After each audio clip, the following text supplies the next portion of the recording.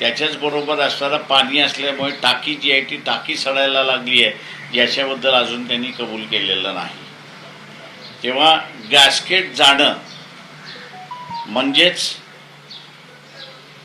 Engine seize होणं हा त्याच्यातला महत्त्वाचा प्रकार आहे. त्याच्यामुळे शासनाने जे आहे त्याच्यावरती पुनर्विचार केला पाहिजे आणि जोपर्यंत तुमच्याकडे टेक्नॉलॉजी येत नाही तोपर्यंत त्याच्या वापरण्यावरती बंदी आणली पाहिजे, अशी आमची पक्षाची भूमिका आहे.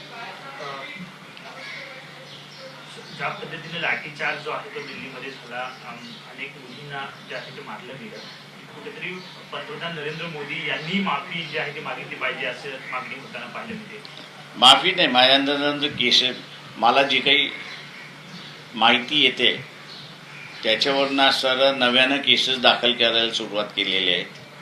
फेस रेकग्नायझेशन करून केसेस दाखल केलेले आहेत आणि माफी बिफी तर सोडून दे, सरकार कधी मागणारच नाही, पण केसेस दाखल केल्याशिवाय राहणार नाही असं एकंदरीत मला चित्र दिसतंय. कारण का हे जे RSS आहे हे खुनशी आहे. हे स्वतःच्या धर्माच्या लोकांना सुद्धा जिथे विचारत नाहीत, मानत नाहीत, तिथे ते दुसऱ्यांना मानतील अशी असताना परिस्थिती नाही.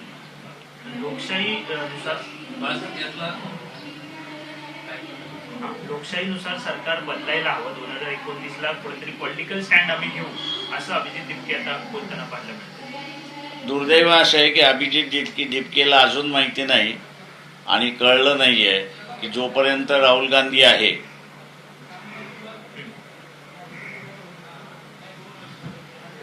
तोपर्यंत हा बदल मला शक्य दिसत नाही. कारण का 2019ला जर त्यांनी आम्हाला जर घेतलं असतं